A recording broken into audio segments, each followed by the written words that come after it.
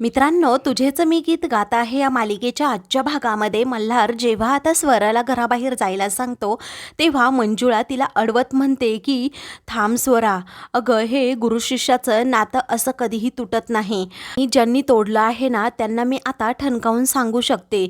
आता मनात आणलं तर हे घर आपल्या तिघांनाही सोडायची गरज नाही, परंतु आता ते सत्य सांगायची वेळ नाहीये म्हणून.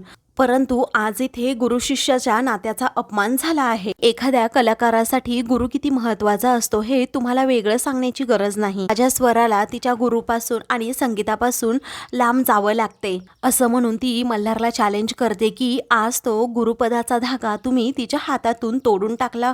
मी तुम्हाला आता चॅलेंज करते मल्हार साहेब, एक ना एक दिवस तुम्ही तोच धागा तिच्या हातात पुन्हा बांधणार हे मी तुम्हाला चॅलेंज करते असं म्हणून आता ती लगेच स्वराला आणि मामाला घेऊन तेथून जाते. तेव्हा मल्हारला खरं तर खूप वाईट वाटतं. मोनिका मनातल्या मनात हसू लागते आणि म्हणते, मोनिका आता या कामत हाऊसवर फक्त तुझंच साम्राज्य असणार. इकडे मामा, स्वरा आणि मंजुळा जड पावलांनीच कामत हाऊस सोडतात. पण आता स्वराला सर्व काही मल्हारचं बोलणं आठवत असतं की कशा प्रकारे त्यांनी माझ्यावर आरोप केले. स्वराला आता ठेच लागते. तेव्हा मामा म्हणतात, बाळा जरा हळू. पुढे आता वैदेही म्हणते, माझ्या चुकीची शिक्षा तुला मिळाली स्वरा. मल्हारने तुला असं संगीतापासून लांब करायला नको होतं.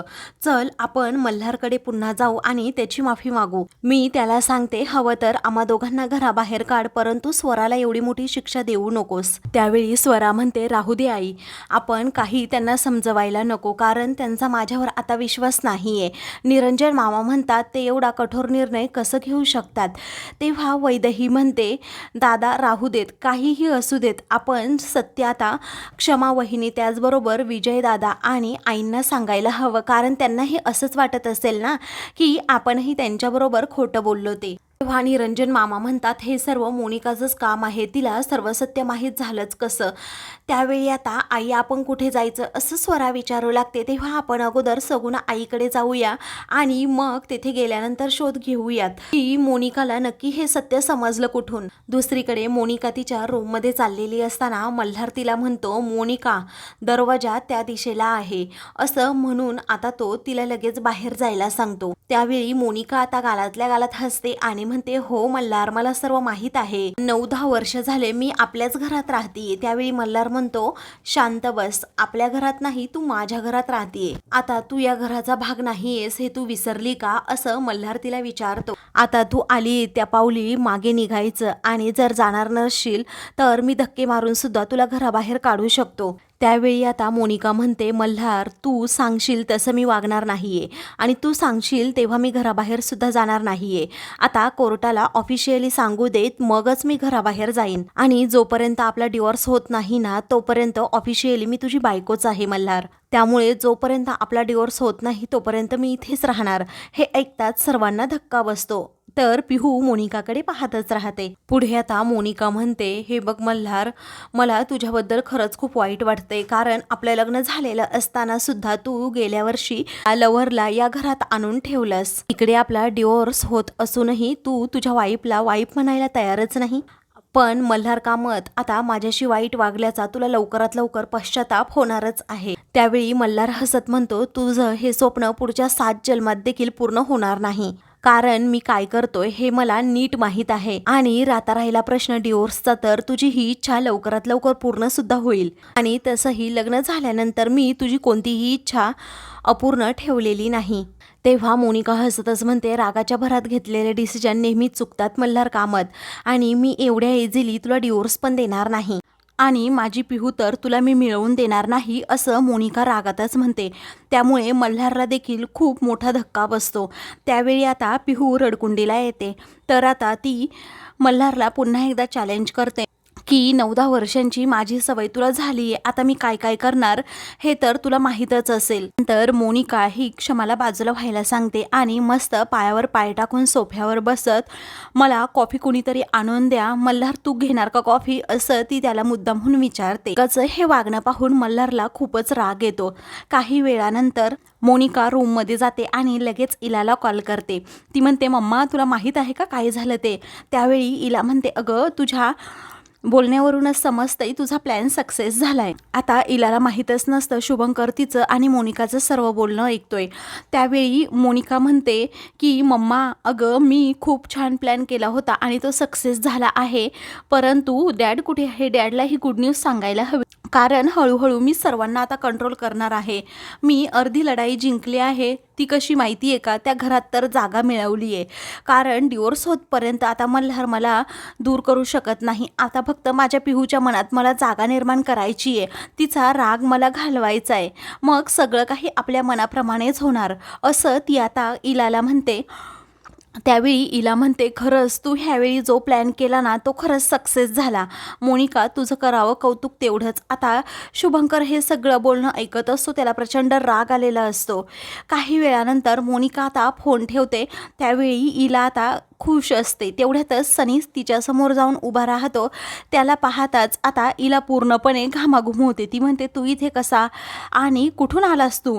तेव्हा तुमचाच मार्ग वापरून तुमच्याच घरात मी आलो, पण काय आहे ना तुमचं जरा पर्सनल बोलणं सुरू होतं, तुमचं लक्षच नव्हतं, त्याचवेळी मी तेथे आलो. तुम्ही हुशार तर आहात मला आधीपासून माहीत आहे, परंतु तुमची मुलगीसुद्धा तुमच्यामुळे खूप हुशार झाली. आणि कसं असतं ना, तुम्हाला काय वाटतं की मांजराने डोळे झाकून दूध पिलं म्हटल्यावर त्याला कुणी पाहत नाही असं नाही.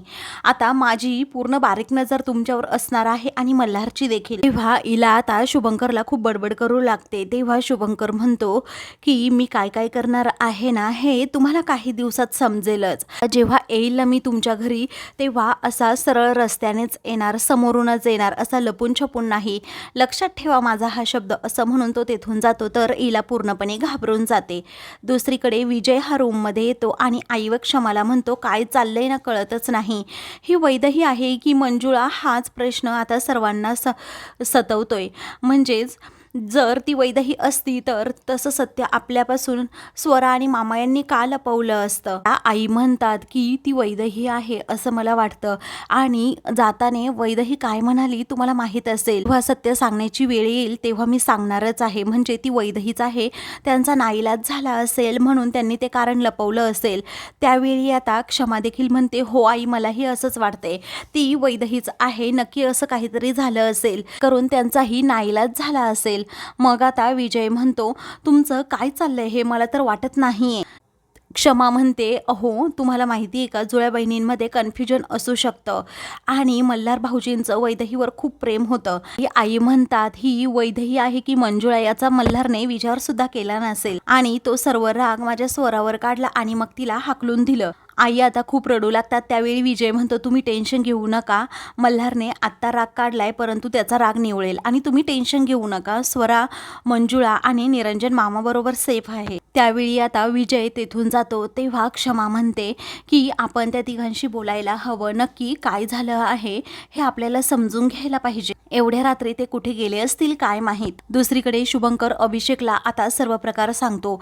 तो म्हणतो की कामतांच्या घरी खूप मोठा राडा झालाय. अरे ती मंजुळा नाहीये, ती वैदही आहे आणि हे सत्य लवकरात लवकर मल्हारला सांगायलाच हवं. अभिषेक वैतागून म्हणतो त्या मल्हार कामतने तिला वैदही मानलं का, मंजुळा मानलं काय, आपलं काय घेणं देणं आहे त्यांच्याशी. शुभंकर म्हणतो तुला समजतं का अभिषेक, अरे जेव्हा मल्हारला ही गोष्ट समजेल ना की ती वैदही आहे आणि स्वरा दोघांची मुलगी आहे तर मल्हारची फॅमिली एकत्र येईल आणि माझी पिहू मला मिळेल. त्यावेळी अभिषेक विचारतो आर यू शुअर, म्हणजे तुला खात्री आहे का ती वैदहीच आहे ती?